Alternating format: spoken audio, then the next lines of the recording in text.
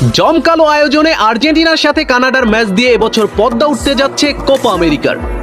Copa আমেরিকার ৪৯তম আসরের running champion হিসেবে এবছর অংশগ্রহণ করবে টিম আর্জেন্টিনা।